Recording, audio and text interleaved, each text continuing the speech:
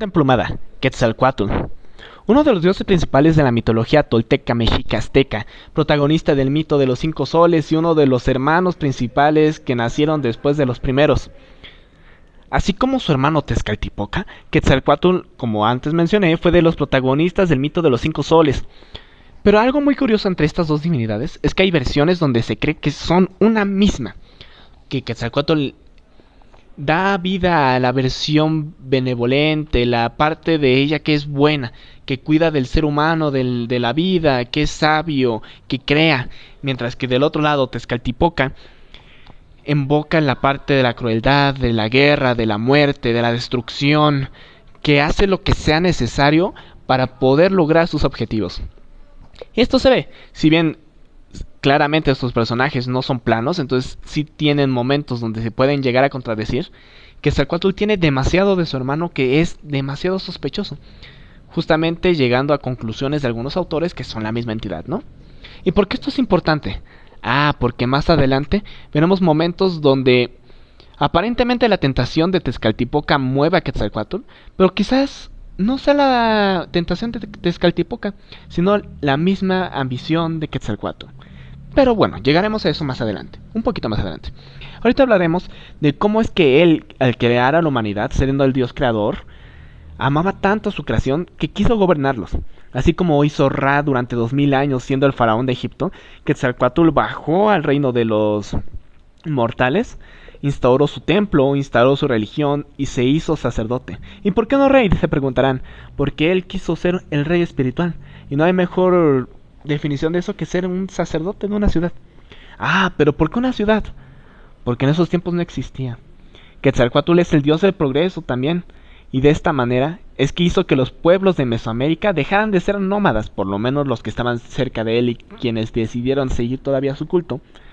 Y empezaron a poblar donde él puso su templo, empezaron a cada vez poner más construcciones, más edificios, más viviendas, hasta crear la ciudad de los toltecas. Una ciudad llena de prosperidad, llena de igualdad, llena de riquezas, llena de absolutamente todo. Y sobre todo, se manejaba de la manera más justa y sabia posible, porque Quetzalcóatl también compartía la sabiduría que él tenía al ser él también el dios de la sabiduría.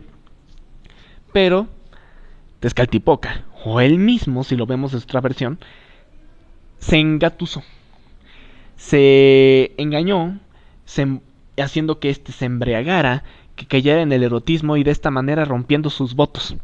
Este ya no se consideró digno. Decidió abandonar su culto, abandonar su puesto como sacerdote e irse de peregrinación. Unos cuantos creyentes, unos fieles lo siguieron en su rumbo hacia donde se cree que es el istmo de Tehuantepec. Allá sería su destino final donde podría hacer su redención. Mientras tanto, abandonó la ciudad y ¿qué pasó con esta? Pues el rey que quedó ya no la supo manejar. La pobreza, la corrupción, la decadencia solo esta ciudad que en su momento fue una de las más grandes de las principales y ahora simplemente cayó, se derrumbó, desapareció la civilización. A donde él sea que llegara, Quetzalcóatl, siempre traía algo nuevo, algo sabio, algo que les ayudaba a prosperar, a progresar. Y una vez la abandonaba, sucedía lo contrario. La decadencia, la pobreza, la falta de conocimiento, todo esto hacía que las ciudades y las civilizaciones poco a poco fueran decayendo una vez él las dejara. A lo largo de su camino de peregrinación se fue encontrando a muchas adversidades que solo le estaban recordando de sus fracasos, de que todavía él, al ser un dios que amaba su propia creación a los humanos, él también era susceptible a estas mismas cuestiones, ¿no? Que es muy raro, porque podría ser que el dios que amaba a la humanidad se iba convirtiendo poco a poco en uno de ellos. Bueno, al final de su viaje para llegar a Mictlán y redimirse, hay dos versiones, donde una, él se lanzó hacia una hoguera, se quemó y después de 4 días revivió. Y otra donde no se sabe cuánto tiempo pasó, hizo una barca llena de serpientes y en algún momento llegó al Mictlán y de igual manera después de, ahora de 8 días, revivió y ascendió de nuevo a la divinidad. ¿Y por qué este dios es tan importante?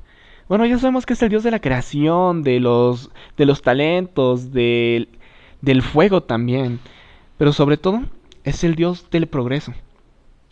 y este dios delimitaba básicamente por qué las civilizaciones caían, surgían o se mantenían. Siempre había cultos de él, sobre todo en las regiones donde él peregrinó. Y una vez este culto se acabó, vimos por ejemplo muchas creencias que había, muchas profecías que se fueron cumpliendo. Una decadencia de cientos de años.